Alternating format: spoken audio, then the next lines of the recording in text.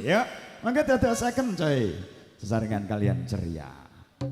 Gumilang Dewi Kumalasi Cakrawana Panggahera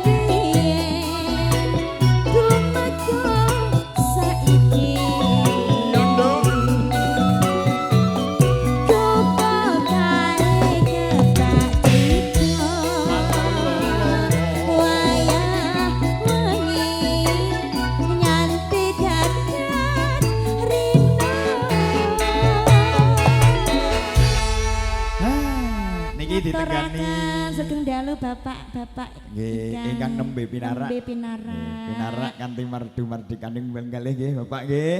Ugi niki ditenggani dulur-dulur saking Bucu nggih enten. Sangga Langit Nduk enten. Ugi dulur-dulur mboten saged dipun sebataken setunggal bos tunggal. Sumangga kalajengaken wong ayu. Piye ku piye bukan apa kok kudu jajan piye? Sik ya Dok ya. Lek tumbas lek. Mangga.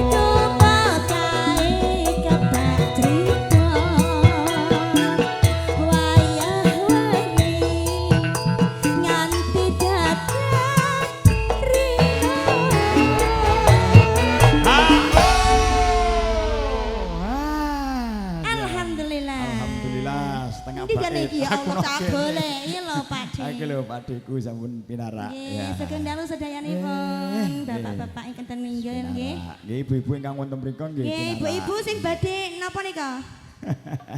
Oh, nganu matoki ya. Matoki bakso. Iku ki meladeni. Neladeni nggih. Sugeng dalu Ibu. Ibu ya, nek kono ya. Nah, ibuke sibuk ngatur mangkok. Nggih, Bu. Nggih. Mboten kula mboten seta mangkok saestu. Diparingi isip kula seta, Bu. Ya. Aga. Mangga. Catatan sajroning ati Catatan luntur Saya mati. Ayo yo ayo Aku kowe dadi dadi karwo